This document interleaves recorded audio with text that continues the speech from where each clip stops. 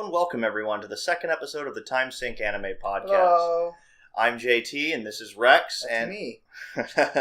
And yes, and as you know, we're just talking about the shows that we've been wanting to see in this season, what we've been expecting, things that we really liked, things we maybe don't like, and things we were excited to see, and things we're disappointed by. So, what were you excited to see most this season? I don't know, probably Review Starlight looked really pretty. I agree. Review Starlight was a very pretty show, and we'll talk about that here in a little while, but I agree. That was a show that did seem to be a really pretty show, a lot of high production values, seemed to be kind of Love Livey, which is not a bad thing. Talk about that a bit. But as for me, I was most excited to see Sirius the Jaeger. Here's the problem with that. Sirius the Jaeger is not available to American viewers because Netflix has the license to it. Yeah. So, once again, Netflix screwing over the American anime community for years and years. But anyway. So, what show did you want to talk about first, Rex? So first up we have Cells at Work. Very surprisingly educational show. It's like at least in the second episode, they're talking about like every time a new germ showed up, they're like, oh, this is this germ, and then it's this kind of bacteria. It does this bad to your body. Yeah, like that was kind of fascinating. I liked biology back in high school, so I remember seeing some of these things like blood cells and stuff like that, and seeing this stuff is really cool, and it's just kind of cool revisiting this stuff, even if it is seemingly more aimed at kids. I honestly am having a lot of fun watching it so far.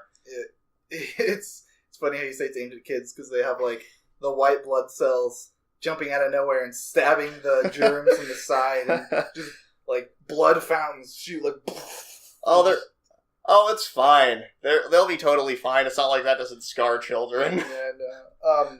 I think it's actually they're doing that for a reason, because they're doing it in a way where they're trying to show kids that blood is okay. I would agree with that, and I think just given the nature of the show itself, it's all kind of exaggerated. It's all like ridiculous situations, just like on a microscopic scale. Like in the first episode, something that actually got me kind of laughing was when they advertised what a sneeze was like. They just launched missiles off. Launching rockets literal snot rockets. Yeah, that actually made me laugh quite a bit. And then another thing is just like they're talking about like a scrape, which was just like not really that big of a deal. It's like, ow, I got a scrape. But then in this show, there was like a giant pit opened up and like cells are falling through. People are screaming. Yeah, you're like, I fell down and scraped my knee. And then instantly there's like, oh God! Oh, let's save us all! It's kind of like that. It's kind of like if you've ever seen Night at the Museum when they were trying to like flatten a tire, like they poked the tire with the spear. Oh yeah, and it started like blowing people away. But you just see it like, and it cuts to the car, and it's just going. Yeah, save yourself! It was a lot like that, and that kind of joke is just really funny. Honestly, I like all the designs, or at least most of the designs for the characters that I've seen so far. Like, I really thought it was kind of cute that the red blood cell girl, she has like her hat. She's a delivery person, but her little cap looks like a red blood cell with a little with a little indent in it. Mm-hmm. That was a little clever detail that I thought was kind of. They know what they're talking about. Yeah. The show. The white blood cells are just completely white and kind of crazy, which is funny. The platelets. Oh my God, the platelets. Super adorable little girls. I'd be a lot more interested in biology if it had a lot more cute girls in it. Anyway. I like the show a lot. I'm definitely gonna keep watching it. Yeah, I'm having a lot of fun with it, too. I also would like to keep watching it. Like, I don't think it's anything, like, masterful or anything like that, and it's definitely not going to be a show that I'm going to remember for a very long time, but I think it's a very fun little show, very adorable little one. I look forward to seeing, like, what more things they could do. Like, it'd be weird if different kinds of cells and stuff? Yeah, different types of cells, different types of diseases. It'd be really weird if it took, like, a really dark turn. I don't think it's ever going to do that. But no, it's definitely a kids show. Yeah, it's just friendly and fun and goofy, and that was about our impression we got from the trailer. Yeah, so keep watching that one, yeah? Yeah, I would definitely say so. At least for the judging on these first 2 episodes, unless the 3rd episode is like really does something really bad, then I probably would drop it. But as far as it stands right now, yeah, I'm going to keep watching. All right, Bananafish, next up. That show, I went in expecting like some kind of mafia flick. Kind of getting that. It's really cool so far. It's just like, you got Ash, who is this He's sex 17. slave. Yeah, 17-year-old sex slave to his... Well, he was a sex slave anyways. I don't know if he's really doing that anymore. To the mafia boss. Whose name escapes me at the moment. Something Sorry, everybody. Dino. Papa Dino? Yeah, everybody calls him Papa Dino. But yeah, that was really cool. What I thought was really interesting, like you said that the first episode was kind of difficult to follow. Do you want to explain that a little bit? Like, yeah, there was so much. It felt like there was a lot happening in the first episode because you had the intro to Ash when he's in the alleyway, like kicking people. But the intro was like him talking with Papa Dino. And like Dino being a creepy old man and like touching him, was like, "Oh yeah, my I love you, sweetheart." Actually was the exact words he used, and I was like, "Oh, okay, that's creepy." It seemed like we went from him sitting in the room talking to Dino, and then the end of the episode was all of a sudden new boy AG got kidnapped. I don't necessarily think it was rushed. I just think there was a lot of information to take in from the first episode. Yeah, you missed something. The very first scene you saw was actually something going on in Iraq. The with a person we find out who is Ash's brother, who had actually gone crazy. Yeah, so that's even more information to take in. But I honestly found it pretty easy to follow. Like, basically, generally what I saw was that his brother goes crazy because, like, doesn't even realize who he is. Like, doesn't realize who his because he opens fire on his comrades in Iraq, and then he doesn't even recognize them. He starts just saying Bananafish. No, and we have no context for that at first. The guy in the alley proceeds to say it, and that triggers Ash to make him go back to his house and see his brother. And we find out that basically, as far as I can tell, Bananafish is a drug of some kind. That's what it seems like. Like, yeah, I was actually wondering going in when I saw the title, what the hell does Bananafish mean? Exactly. It's like, we talked about that last time. Yeah, what does Bananafish mean? Why does this matter? But yeah, it seems that Bananafish is a type of a drug that Papa Dino has something to do with it, and Ash go crazy. Yeah, Ash managed to get the last pure sample of it. Like, they have the formula for it, but this is the first pure and only pure sample of the drug. Which didn't someone give it to him? Yeah, the guy in the alleyway actually. So maybe he was trying to give it to him to like this is too dangerous. This needs to be taken away. Yeah, like, or at least the authorities need to be informed of it. Or I think it's going to be like sort of like a mafia takedown story, kind of like 31 Days. If you've ever seen that one, yeah. I love that. Good. But anyway, so as far as I can see the story going, it's going to be AG and Ash teaming up. AG learning to be a little less meek. The pole vaulting scene is pretty cool. Oh my god. Episode. I was not expecting that. Like, I saw him rip the pipe down, and my first response was, is he gonna pole vault? It's like, that's a really handy skill to have. And then he like launches over the wall, and it's just like, oh, it's so majestic. And like, oh, I hope he doesn't crash. I hope nothing hurts too bad. Usually you're like, psh, ow! Yeah. And then he like has a piece of glass sticking in his arm. But yeah, that could have went worse. But yeah, judging from these first 2 episodes, I'm intrigued. I can see how it does confuse a few people, but I think, honestly, there's a lot to understand and a lot to unpack, but I think it's all really fascinating and really cool. At the end of the day, I just want to see Ash shoot Dino in the face. Yeah. And then AG continuing to do really cool AG things. Yeah. And sadly, no more, I want to say, Pip? Skip, you were close. Yeah, respect his memory. But rest in peace, Skip. There were a lot of memorable characters. I actually saw that and I was like, oh geez. Yeah, I did not expect that. It was really sudden and it was really in case we didn't preface this, we're going to be discussing a lot of spoilers, folks. Oh yeah, we'll put a spoiler warning up at the beginning. But anyway, with Skip, I was not expecting it. It just happened so quickly. Just bang, bang, 2 shots. It wasn't drawn out or anything. It wasn't drawn out, and it was and he died pretty quickly. He looked up to say Ash, and then that was it. Yeah. There wasn't like some drawn out death scene. No. Maybe we can get him to the hospital. Maybe we can save him. Yeah, no like drawn out fanfare or any like sort of dramatic music or anything. It was just sudden. It happened, and then Ash gets angry and then starts chasing Marvin, the guy who shot him, on a motorcycle. But yeah, I am really excited for this series. I want to see more of it. Yeah, me too, definitely. So what's next on the list? Speaking of bad people, Asobi Asabase.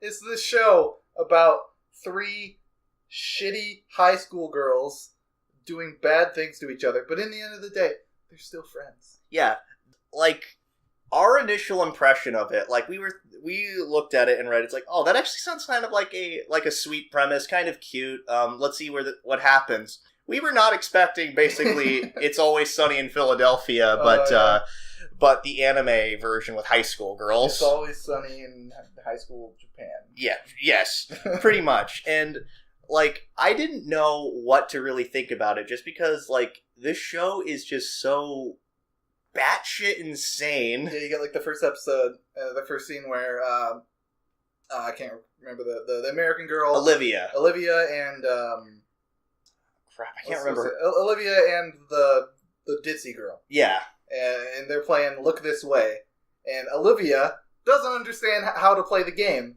because like you're supposed to point a direction, and then if they look the opposite direction, then you win or whatever. But every time, doesn't matter what happens, every time the other girl looks in any direction, Olivia slaps her in the face.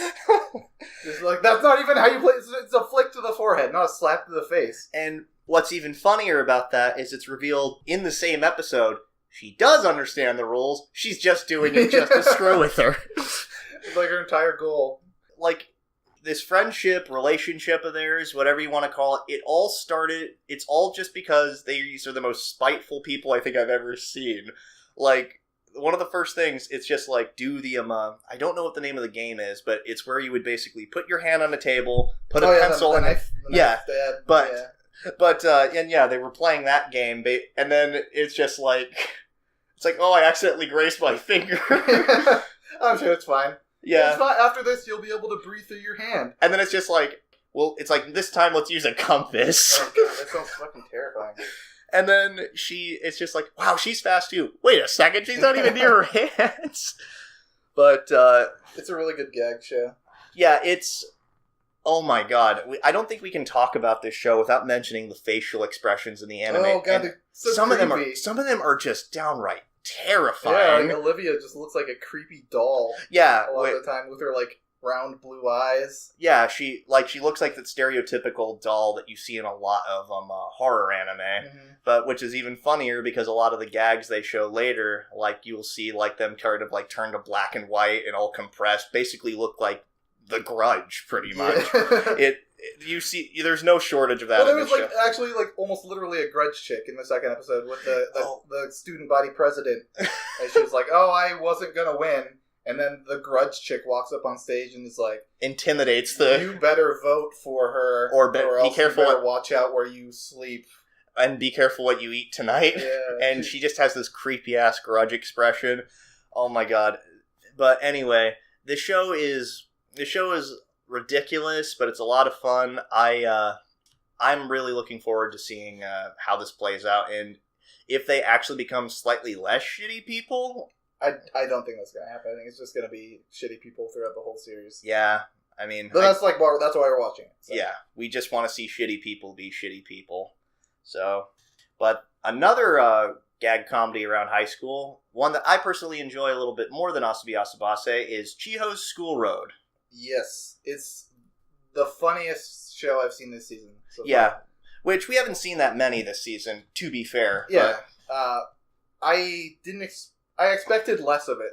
Like I expected it to be kind of a silly gag show. Ended up having fantastic comedic timing. Like it kind of. Oh, it's not as good as Hinamatsuri? Hinamatsuri. Yeah, it's not as good as Hinamatsuri. Not even. I don't want to say not even close. It's kind of close. Yeah, the comedic timing in this show is spot on. It's hilarious. General premise: nerdy high school girl likes to spend most of her time playing video games. Super awkward. She considers herself a below average girl, and she basically she just wants to just quietly coast through school. Yeah, without being noticed.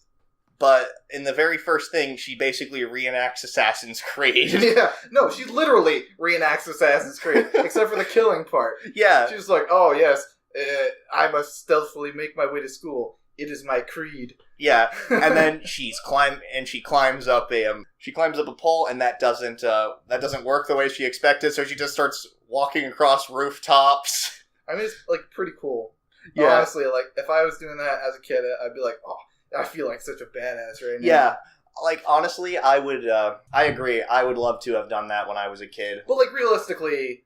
You couldn't. People would have seen her. Yeah. No doubt. Like, the only time where she almost got seen is where the old guy opened his window, and she just had to, like, duck down. She was like, oh, I'm so cool right now. And then it's immediately subverted by tactical old man brushing his teeth. And spitting. Oh, God, it's so gross. Like, spits onto his glasses. Like, and it's like, why do all old guys brush their teeth like this? My dad does the same thing.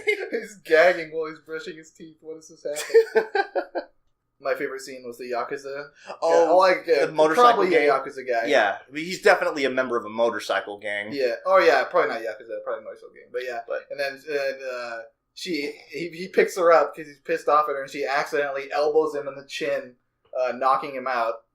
And then she tries to, and with all good intention, she realized that this wasn't a good thing. It's just like, okay, I need to get this bike out of the way at least. It's like, oh, this bike's actually pretty light. Yeah.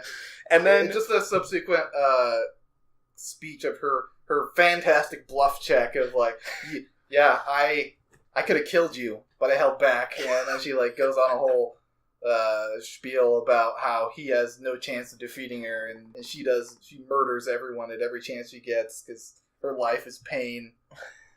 And it's just like, you don't want to be like me. You're still young. You have a chance to turn back. There's nothing good for you waiting on the other side of this road. And she actually convinces him basically to take her to school.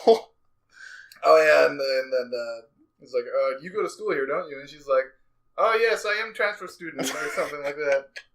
Oh my god. Yeah, this the comedic timing in the show is great. The chemistry between her and her other awkward friend, who we find out is one of the shittiest people around. He tries to leave her for a popular group. And then this popular girl who, judging from the intro, might not be all that she appears to be. She's probably just the straight like person. Well, I mean, but I guess, but at the same time, jokes. Yeah, at the same time, the intro, like, it showed her take off her uniform and she was naked, and then the other two girls had to block her. Maybe she's an exhibitionist. Yeah, like, again, just judging from what I know about shows like this, there's usually always one character who seems to be normal, never quite what they appear to be. So, honestly, I am having a lot of fun with this. I'm gonna watch it. I'm gonna keep watching it for sure, no question. Like, this is a great show. It's really funny, really impeccable comedic timing, and the gags in it are just hilarious. So next up is Review Starlight, which is a show that seemed like a very simple. I don't want to say simple. It seemed like a standard plot of music school. Kids are performing, they want to outdo each other. The characters are pretty interesting, I'd say so far. Like, they look like they have lots of room to grow. Yeah. But we have to talk about... I feel like I have to talk about the last 5 minutes of the episode. Yes. Okay. So, this was clearly meant to be the hook to get people to watch. I'm still a little uncertain of the show myself, but... This was definitely something that made me go, okay, I'll see where this goes. So you have general plot line. This girl wants to be an actor. It's an acting school, and then she's working really hard, and then her childhood friend shows up randomly out of nowhere. Yes. And then her childhood friend isn't as enthusiastic as she used to be about everything, and I think the main character, she's really concerned about that. So she follows her, and then she runs down a hallway and disappears. And then she finds an elevator that is just literally a chunk of the hallway, and it just goes down for hundreds of floors, and all of a sudden there's this giant, awesome-looking stage. And whereas before in the show, it was the choreography of the dancing was like, oh, it's not bad. It looks a little realistic. Yeah. There was a little bit of weight to the motions. And then all of a sudden you get this bombastic, beautifully choreographed fight scene. Yeah, between the main character's friend and one of her other classmates. Yeah. And oh my god, and there's a talking giraffe. Yeah, and it looked really ridiculous. I just saw it's like, hello, giraffe. And then he talked. I'm like, hello, talking giraffe. Okay, this is where we're going now. All right. And it just, I don't know if it's a dream. I don't know if this is actually what's happening. I hope it's a dream. I don't know if I hope it's a dream, because I want more of that. Because it blew me away. Like when she dashed forward and there was like that cool red stream behind her. That, it drew it as she jumped. She kind of stabbed forward with a sword.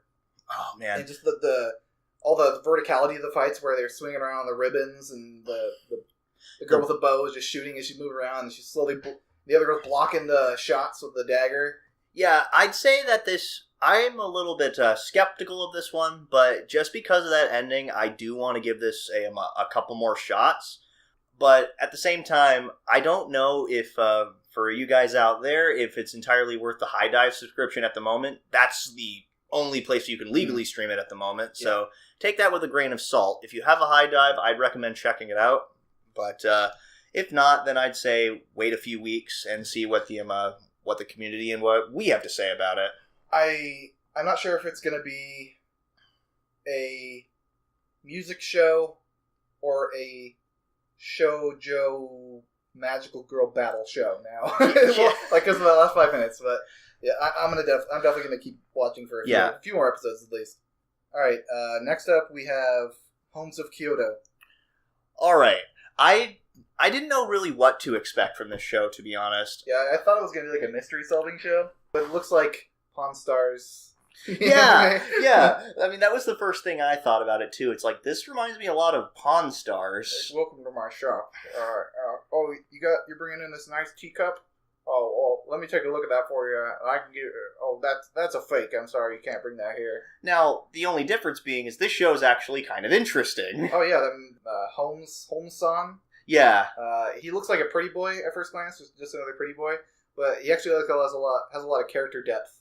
Yeah, he's like and he's really just, as his name implies, he has incredible eye for detail and deductive reasoning. Like, he was basically able to figure out the main girl's motives for stepping into the shop just by kind of looking at her. Mm-hmm. Like, he was able to determine, it's like, so you came in here to a shop that doesn't usually sell to high school students, and the way that you look, you seem apprehensive about what you want to sell. Mm-hmm. So that means that it's not. So it means that it's not yours, right? Yeah, and he just slowly picked apart exactly why she was here and everything about her, and she's just like, oh. And then a recurring gag, or at least what seems to be a recurring gag, is he kind of has the ability to read her mind, or I think he's just really good at predicting. Yeah. I mean, that's the joke. It's just like, holy crap, did he just read my mind? But really, the first episode, at least what we set up so far, is that main girl tries to go into the shop. She kind of reminisces about or she works at the shop, and then she's kind of reminiscing about how she met Holmes and why she's there to begin with. Which I'd like to say the first episode flowed really well. Yeah, like I was a little bit kind of had a little bit of whiplash, I guess you could call it, just because it's like, wait, we're in a flashback already? Okay. But then once that kind of subsided, it's like, oh, I get it. And then it tied the circle really nicely. Like, the first thing that they discuss is a guy coming in trying to sell a I want to say it was like a vase or a pot or something like that. It was a teacup. Was it a teacup? Yeah, it was a teacup. Okay, so he was trying to sell it, but Holmes quickly determines that it's a fake, and that the guy went in probably trying to intentionally sell a fake because Holmes was he's young, probably inexperienced, and he thought he could easily take advantage of him. Boy, was he wrong. Yeah, he goes through all the tiny details on the cup about why it's fake, and it's described in such a way that feels so real. Like all the tiny details on the cup, you're like, that actually feels like a real cup. Yeah, and it's like, oh yeah, it usually has a nice finish to it, like a shiny finish, and the little green marks are there, but they're very dull. Yeah, and it even down to the weight of it. So not only did he just give one reason for the guy, he just piled reason on reason on reason on why that guy was being an asshole and bringing in a fake product. And then it seems that the show, what it's going to be Holmes and main girl. Her name escapes me at the moment. Oh yeah, well, it's probably be easier to remember names farther in the season. Yeah, basically them trying to figure out different types of cases, as it were, of people trying to sell counterfeits. But it seems that there's a guy who is a ringleader of these counterfeit operations and is got Holmes in his sights now. I think it's gonna actually turn into a detective show. Yeah, where Holmes and girl are gonna have to go around figuring out the counterfeit guy and figuring out clues and kind of getting that guy in jail probably. Yeah, I think the show has a lot of really good potential. I think it's gonna be fascinating and cool. I really like good mystery detective type stories, so I wasn't really knowing what this was going to be. At first, I wasn't expecting it to be Pawn Stars, but I was still enthralled and entertained by it. The chemistry between the characters is very good. Yeah, I mean, everybody in... Holmes is pretty famous in Kyoto, actually. People refer to him as a joke as Holmes-san. Yeah, it has something to do with the kanji in his name. Yeah. That was really funny, too. And just the fact that, he's basically like Sherlock Holmes. I'm definitely going to keep watching the show. It's got me hooked. Yeah, just in one episode. Yeah, which is more than I can say about other shows. Oh, God. Are we going to talk about that one later? Oh, yeah. Hey, let's talk about it now. Okay. Island. It's so bad. Okay. It's just, I went in expecting a slow introduction to the characters because it's based off a visual novel, so you bring in a character maybe one episode at a time, give each character their own episode.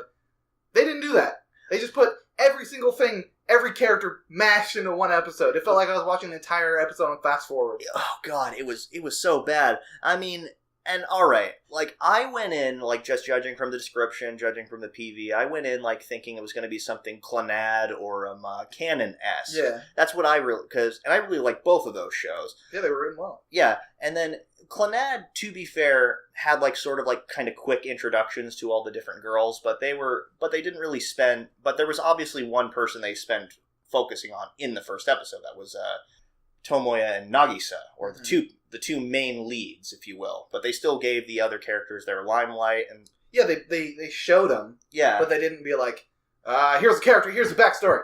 They didn't give you backstory in the other characters. Yeah, they told you they existed. It was basically just felt like a huge, really poorly executed info dump.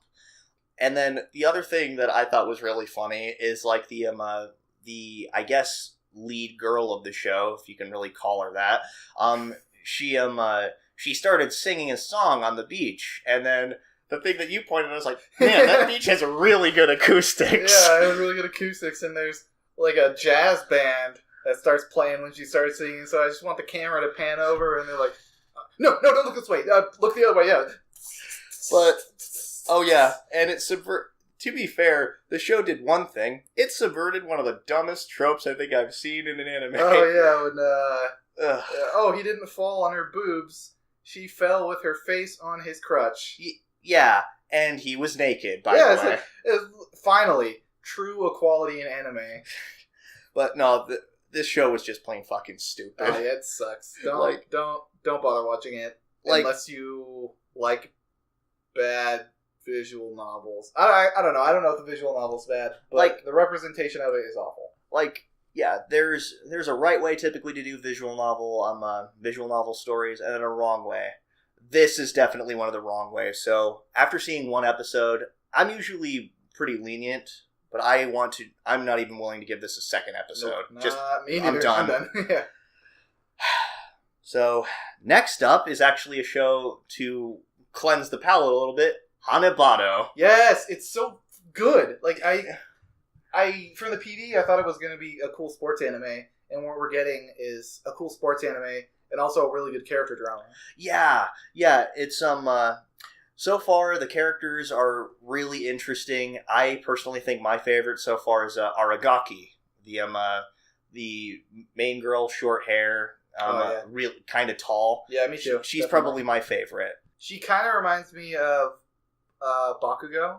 Yeah, a little bit, where she has like that mentality of as she was growing up, people were saying like, oh, she's super good at badminton, and some of them were sarcastic because there's a lot of people who were giving her shit because she was just a tall girl. Yeah, but she also had that mentality of she wins all the time off of her smash, her one killer technique. Yeah, and the other thing about that is it's like people just said, oh, she's just talented and stuff like that. But the point is, unlike Bakugo, who kind of let that go to his head and kind of developed an ego about it, she kind of went the opposite direction. She started to get a complex about it all. Yeah, she started to get insecure with stuff like that. She got insecure with her height and stuff like that, and she just wanted to prove that, no, I'm not just because I'm talented. I work hard to do this. Exactly, and nobody seems to understand that until the coach finally shows up, the coach guy. Yeah, and that was a really cool moment between those two, by the way.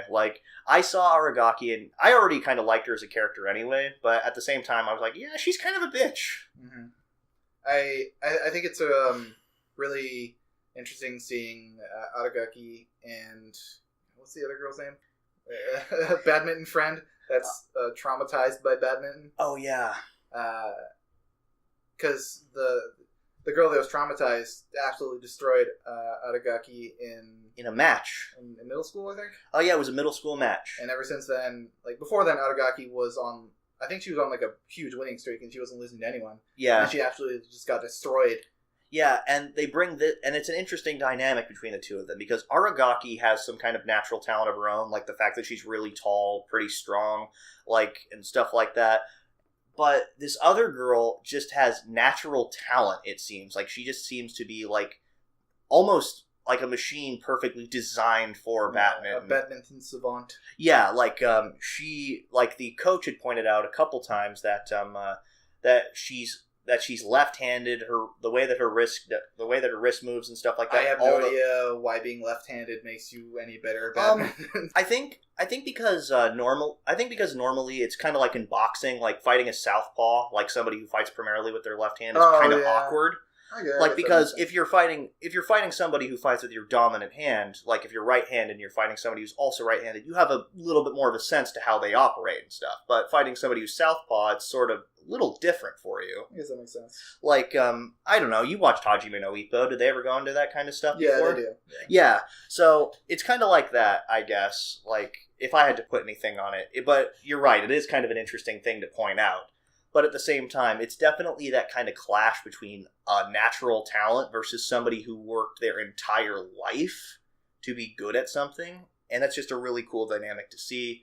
I'm looking forward to this. The one complaint I think I had about it was they seem to get over Aragaki's drama pretty quickly. Yeah, I think they're trying to set up for another arc in the show. Yeah. Because they had the first two episodes, which was introducing the characters and introducing the reason why they're upset. Mm-hmm. And I definitely think, they could have stretched out the arc of Aragaki getting over herself pretty much a little more. But I think they're trying to set it up to be... Because it is a sports anime. Yeah. I think they're trying to set it up to be not just character drama, but also cool sports. Yeah. Which, can I just bring up how gorgeous the like how beautifully animated the Oh my matches God. themselves are. Oh my god, yes. Holy crap, the everything in that show is just gorgeously animated. The movements and stuff are just so fluid, sometimes jarringly so. A little bit sometimes. Yeah, like it's just like, oh my god, that is so cool. It almost looks like it's mocap at certain points, Mm-hmm. but I'm pretty sure it's all drawn and stuff. I don't know. I imagine there probably was some mocap involved at some point or another, but all the same, this show is great. You should be watching it if you're not already. Definitely, yeah. I don't foresee dropping it anytime soon. Yep, I'll keep going. All right. So next on the list, Angels of Death. I do not know how to feel about this one, currently speaking. How do I say loved? Really liked the first episode, and then the second episode kind of just dropped off a cliff for me. Yeah, I kind of felt that too.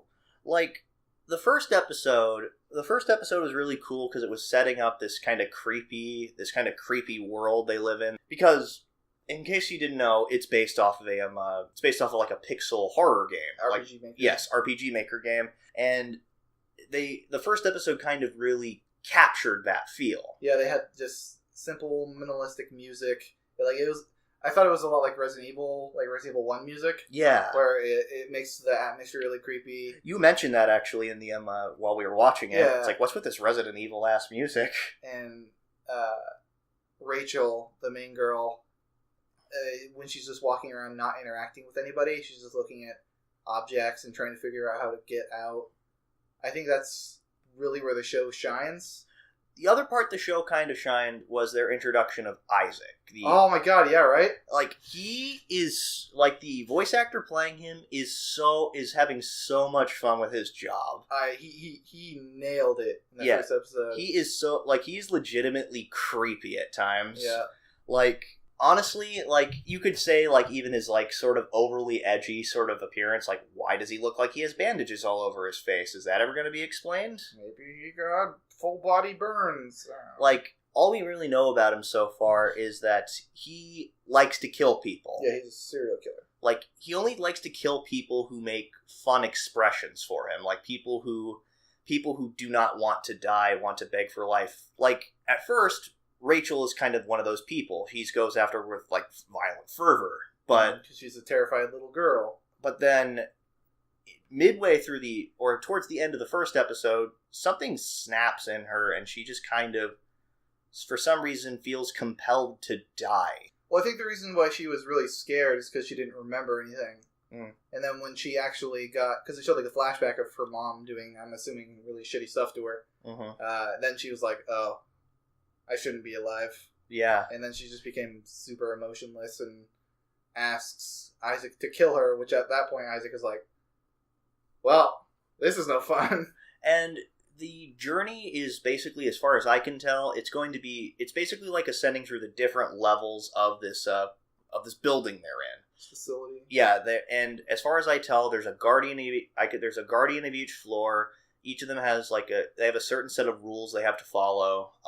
They can't break those or they're going to die. Yeah, because there's some overlord voice talking through the microphones and looking through the cameras. Yeah, Isaac, or as he refers to himself when he introduces himself as Zach, is the first guardian of the first floor that Rachel arrives at. And I think it's like the 7th floor. Yeah. Or something like that. B6, B7, something like that. So the interesting thing about that is he actually breaks out of his assigned area to kill somebody on a different floor. Yeah, Rachel. Yeah. Because he just had such a murder boner for her as soon as he saw her. But then he kills the doctor that was planning to kill her. I imagine take out her eyes. Yeah. Because he had a creepy obsession with her eyes. The doctor had a lot of interesting dialogue, but also I think he had like half interesting dialogue, and then the other half was kind of just felt like filler. Yeah. Like I said before, character interaction is not where the show shines. Yeah. I wish it would have just stuck to Rachel wandering around the facility with Isaac occasionally showing up. And not necessarily trying to kill her, because I do like when they work together. I thought that was really cool. Yeah. I just don't like the fact that they're constantly interacting with each other, and it kind of takes you out of the horror aspect of the show. Yeah, the second episode kind of broke a little bit of the immersion for me. There's one scene in particular when Isaac grabs a pickaxe, and then he decides, I'm going to break all these graves. And then we see, like, everything through, like, basically, I guess, psycho vision. Yeah. And there's this heavy music playing. Heavy metal music. And he's just, like, going around smashing all the gravestones, laughing. I get it. I get it. They're trying to show us how crazy Isaac is and how crazy it is from his perspective. But that's just too many things to put in one show. You just choose one thing or the other. Or at the very least, if you're going to do that, just part of the interesting part of horror is the idea of the unknown, just kind of occasionally weaving up what happened to Isaac, why is he so crazy, like what exactly are his motives, things like that, like, and what drove him to be this person. Like, when they introduced it like that, it just felt like whiplash. Like, it was just like, okay, it just kind of broke immersion, and then they try to add, like, sort of goofy anime-y moments. Yeah, or they have, like, anime faces, like, just, like when she tells him to jump in, she has, like, this blank moe anime face, and I was just like, come on, just let me have this horror anime that you presented to me so well in the first episode. Yeah, I kind of hope they go more the horror angle as the show progresses. I'm gonna give it at least one more shot. Yeah, but one more episode. Yeah, if it does nothing to really impress me, then I'm gonna drop it. It's a shame too, because I've been wanting a really good horror anime. So back to another good one. Angul. I'm just gonna call it Angul for the time being. Super cool. Really like the first episode. All right. Yes. Let's unpack this first episode. For starters, the visual style they give. The fact that everything seems to be like on a tapestry or on a painting, like all the backgrounds like they're painted on. There's always like, it almost seems like there's some ever-present filter just over the film. It makes it kind of look like a story. Like a storybook. Yeah. It looks like a storybook but occasionally with moving sprites. But they're not hand-drawn or hand-painted or anything like that. They're just, like, typically animated, like what you'd expect from an anime. But still, it's just a really cool, it's a really cool aesthetic, I thought. Yeah, I love it. It really helps with, like, the samurai era aesthetic, where you have the main character who is this feudal... Former general, actually. Former general, wasn't he, like, a right hand to, like, the... Some shogunate. Yeah. He was a right hand, but he, I think, from what I can tell, he was a war criminal who was put into exile, which he points out was really weird because for what he did, he should have been put to death. Yeah, and I'm actually interested to see more about that. Well, anyway, the action. The action looked awesome. Okay, yes, the action. Like, the opening scene when they're on this ship and they're going from what I assume, to a different part of the island, basically to be left to die. Well, I think they're taking them from the mainland out to that island. Yeah. Just the action itself, everything just happens so quickly. Like, I think just like with Bananafish and just the fact that Skip died so suddenly, but it felt real somehow because it wasn't like overly dramatic or anything. People just died. Can I just say how stupid it was of the commanding officer to be like, oh yeah, these prisoners are asking me to take off their handcuffs because they might get washed overboard. But they're dangerous war prisoners. Oh no, it's fine. Let's just take off their handcuffs. And then they are immediately kicked off the boat. It's so dumb. I mean, yeah, that was really stupid. On one hand, I could understand wanting to have more hands on deck, I guess. Or wanting to also just not wanting people who are supposed to just be exiled just die on your watch. But on the other hand, it's like, yeah, it was kind of a dumb decision. He was like it was a nice thing to do. They're, murderers, I assume. Yeah. But it gave a cool segue into the main character doing cool samurai stuff and killing all those guys. Yeah. Basically just doing the right thing. Like, he's a criminal. Why exactly is he exactly with these people? He's not like them. So it just does make me wonder, what made him do the things he did? Is that going to what answers are we going to find out as we progress? Like, the other really cool thing is the Mongols invade. I mean, because this was just the first act, them meeting up with the characters on the ship. The second act was meeting up and realizing, yes, the Mongols are invading. We're going to have to stop them. And assuming the Mongols were probably the people trying to kill the princess. Yeah. Because, like, a bunch of people showed up randomly when the princess was sleeping, killed the princess's friend, kidnapped the princess, and then one of my favorite characters so far is, like, the big buff pirate guy. Oh, yeah. And he's just like, oh, well, I guess I'm breaking out of this cage now. And he just easily just knocks it open. And, and then the main character, like, three guys were like, oh, yeah, we're going to go off this way. We're going to survive in the mountains or something. And the main character's because we're like, monks.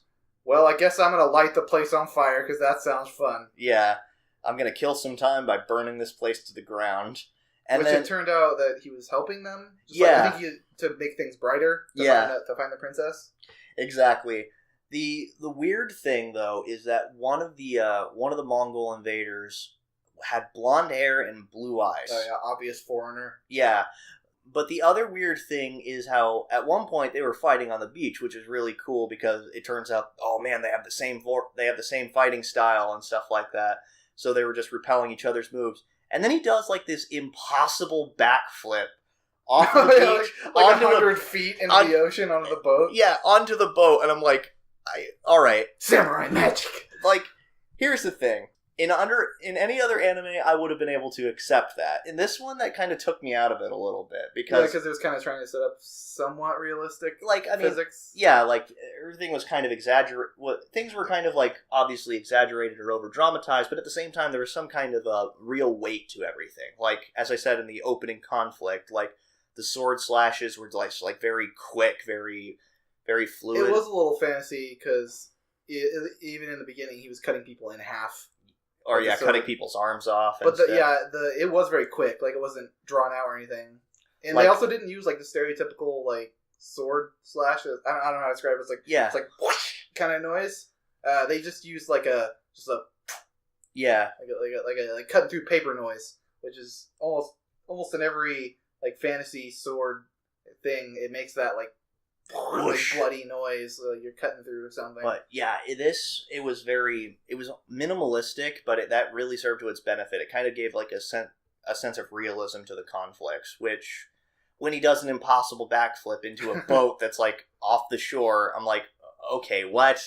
The fight choreography was sweet though. Yeah, the fight choreography was sweet. When the main character shows up and takes on all the different guys, and you see him doing like the cool flips and you can see they animated like every frame of him doing like the moves where he was kind of he kind of crawled on the ground for a second and then he does like a jump slash and he spins around, and also they do the way the sword clashes look are really cool because they just draw a sword slashing across the screen and a sword slashing across the screen the other direction, and it kind of gives you a good feel of speed. Yeah, and then the last thing I personally want to say is just that it gives me a lot of sort of the Stranger type feels. Like the fight choreography in that was really good too, and this kind of just gave that. I wouldn't say it's quite as good as that. It isn't, but it kind of just gives me that sort of feel, which is great for me because I adore that movie. Mm-hmm. And honestly, I'm really looking forward to how this turns out. First episode, I was impressed. Yeah, I'm expecting shonen samurai battle series, and with a very small hint of historical accuracy. Yeah. So what's next? Next on the list is Happy Sugar Life. Now, what to expect from a title like that? I expect happiness and sugar and the opposite of death.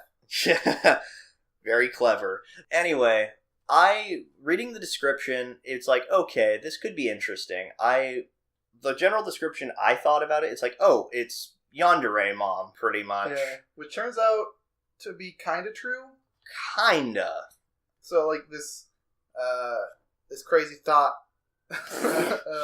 goes around being a promiscuous lady, and then all of a sudden she meets this little girl. Hasn't quite explained how she meets the little girl yet. And then she's like, oh, I'm done thoughting around. I got a little girl to take care of. And her friend's like, what? You're definitely a slut. Like, what's happening? It's like you have a revolving door of guys. Yeah, a revolving door of guys. It's just like, if that doesn't say slut, I don't know what does. Now, here's the thing about it. Like, I honestly read the description for the show and was like, okay, this could be interesting. It could also be complete garbage, but let's see how this goes. I liked the first episode. I think it's setting up to be kind of creepy and interesting, and especially near the end when they show you like the bot. Like all of a sudden, you're like, oh, she hasn't killed anybody yet, and then at the end, they show. I'm assuming the previous occupants of the house. Yeah, maybe they're the kid's parents. Maybe their parents were abusing the kid. But you just see her smiling, sitting down next to three bags of body parts. We assume, as far as we know. Oh, yeah, there's a bloody saw. Yeah. Like, I mean, it's pretty obviously what they're alluding to here. But at the same time, it is interesting because it addressed something that I personally was like, what happened? It's like, where did this girl come from? Like, and it's like, okay, so it's kind of obvious that, yes, she kidnapped her. As far as we know. Or saved her? Yeah. Well, boy, yeah, because it's probably kidnapping, because there's a point in the episode where you see a person hanging up flyers. Yeah, like missing child posters of the little girl. So, what's also really interesting is just the, how, like, crafty this girl is. Yeah, when you see the scene with her boss. Oh my god. I thought that was a really cool scene, because her boss is, for lack of a better term, a jealous bitch. She was really used shitty person. She was used to all her she was used to all of her employees and her patrons kind of doting on her, like kissing up to her, saying how pretty and awesome she is and stuff like that. But then when the main girl steps in, she kind of takes her place. Like, everybody likes her, everybody thinks she's cute and awesome. But then, so she starts to make her work overtime and make her do really crappy jobs, basically preventing her from going home to see her beloved Chiho. The problem, though, was, like, a coworker who had admitted to liking her goes missing. She sees the two of them go to her office, and then he never shows up again. He just vanishes. Mm-hmm. And then it's really cool how she finds out and manages to eke a confession out of her that, yes, she basically kidnapped this kid. Yeah, she kidnapped him and locked him in a closet to do sexual things to him. Yeah, basically be her sexual plaything. Yeah, because it's like, well, if you didn't love me, I'll teach you how to love me. Yeah, and honestly, the shows might be a little uncomfortable for some.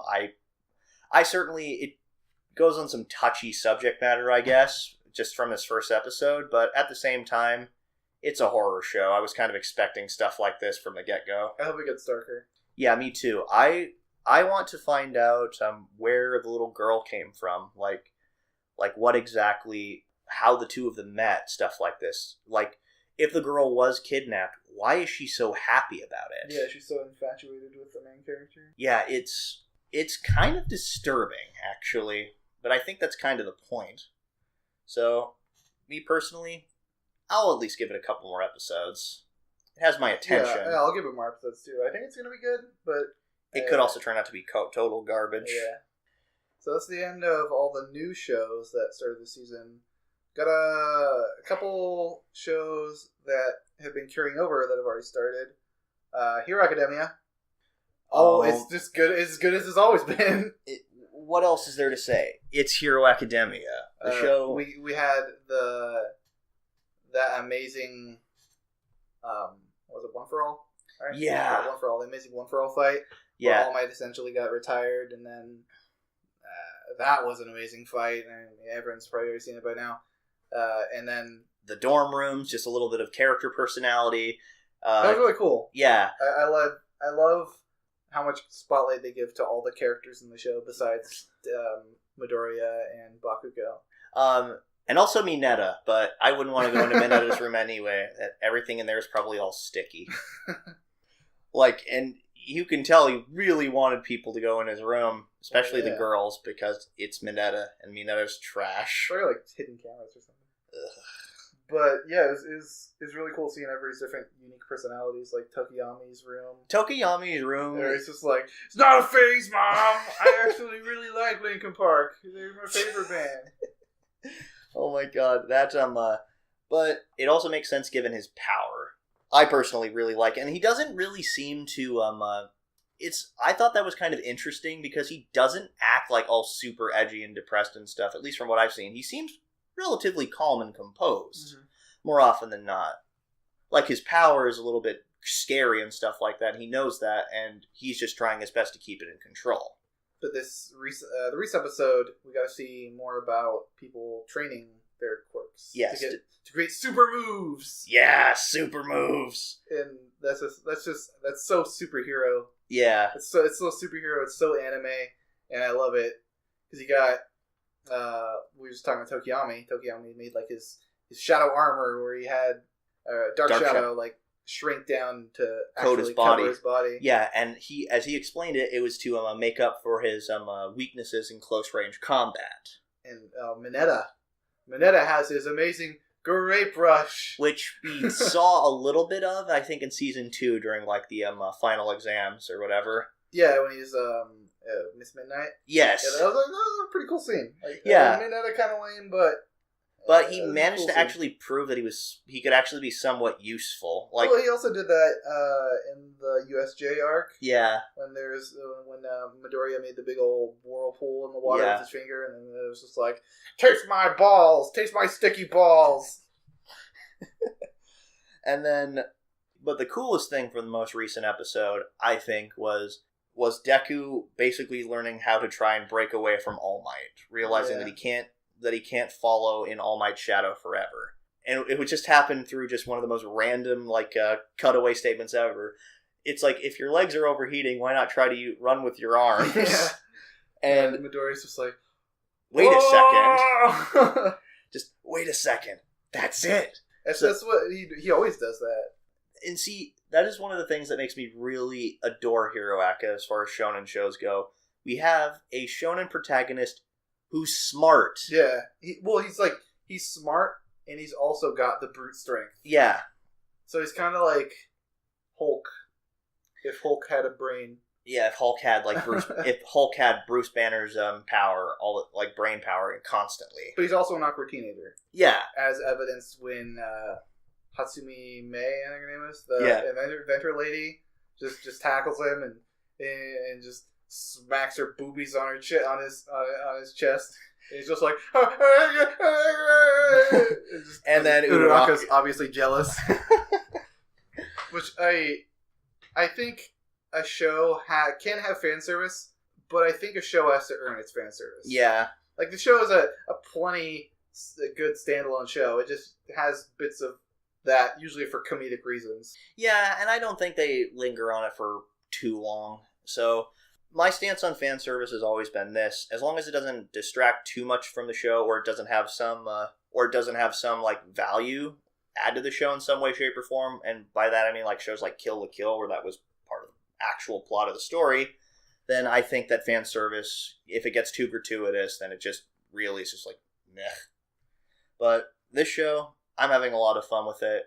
Gonna keep having a lot of fun with it. Yeah. Probably until it stops airing, which I hope never happens. Yeah. One last thing, new opening is actually a lot better. I did not like I like it. Yeah, most people do. But, that's a matter of opinion. So, on a less happy topic, Steins Gate Zero. Oh, God. I recently binge-watched the entirety of the original Steins Gate, sat through all the suffering, and all of the times Mayuri died, and then Kurisu died, and then Mayuri died, and then Okabe got sad. And I sat through it, and I earned it. I earned my goddamn happy ending, where Okabe and Kurisu see each other again, and then the show just cuts there. Yeah. And then Steins Gate Zero happened, and I had to go through the sadness all over again. Yeah, because the whole point of Steins Gate Zero is, what if Okabe failed? That's the general idea behind it. Failed at saving Kurisu. Yeah. So, it's really interesting seeing a character who had built himself up as being, like really confident and sure of himself, even if it was just to help cheer a friend up, which I'd forgotten. I had watched Steins Gate, a while ago. I really remember really liking it, but it's been a while since I'd seen it, so some of these characters' plot lines and stuff had kind of been lost to me. So recently, he shifted to the Alpha World line, where Kurisu was alive, but Mayuri was dead, and then lo and behold, Kurisu Best Girl just rebuilds the phone microwave in like, I don't know, a few hours. Yeah. And then you gotta go through this really painful scene of her saying, I'm glad I met you and everything, and they bond again and they kiss each other, and then Kurisu reaches over and presses the button on the D-mail, essentially sending him back over into the beta timeline where Kurisu's dead again. Yeah. And it's just, God, that was so hard to watch. Yeah. And then the most recent episode, everything just gets more and more interesting. There's still one major question. Who exactly is Kaguri? Like, we know that she's Mayuri's adopted daughter from the future. We know that Suzuha brought her back in time with her, but we don't know who exactly she is or what all she's been through. I think that she is. Well, I'm almost positive that she's Kurisu's daughter. Somehow. She looks too much like Kurisu. Yeah, and the only person who Kurisu would have a baby with willingly is probably Okabe. Yeah, I mean, there is also the possibility that she's a clone. Yeah, maybe she was made using Amadeus? Possibly. Either probably using Amadeus or something like that, because really, it just does make me wonder, like, how is Kaguri here? Like, if Kurisu is dead in this timeline, and somebody, assuming that she actually is related to Kurisu in some way, shape, or form, whether she's a clone or daughter, like, how is she here? Who is she? What all did she go through? We're just starting to scratch the surface of this part of the show. I can't wait to see more.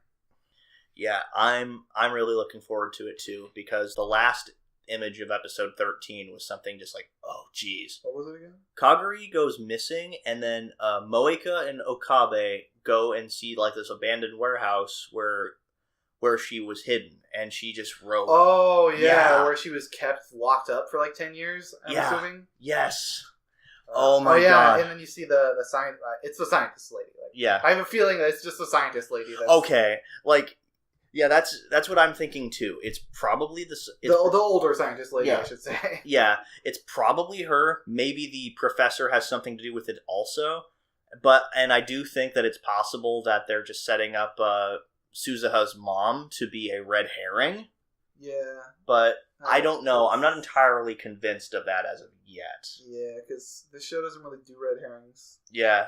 So, Steins Gate Zero. Whew, this show is great. It's an emotional roller coaster, and I'm loving every minute of it. Yeah, it's what I loved about Steins Gate. It's just like, if you like Steins Gate and wanted to see more of it, watch Steins Gate Zero. I want to see more of Okabe being sad. Yeah, going from mad scientist to sad scientist. But anyway, that's all about Steins Gate Zero, and a show that I recently caught up on, Overlord.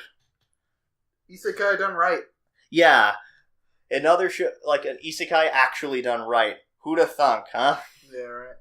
But the first episode of the new season, nothing special happened. It just showed you the characters in silly situations, and I'm entirely okay with that because I love all the characters and I just want to see more of them doing things.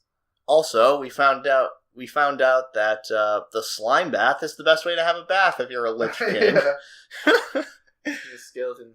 Clean your bones. Yeah, exactly. It's just like I just thought that was really funny. We got to see more of these NPCs that we've all grown to love.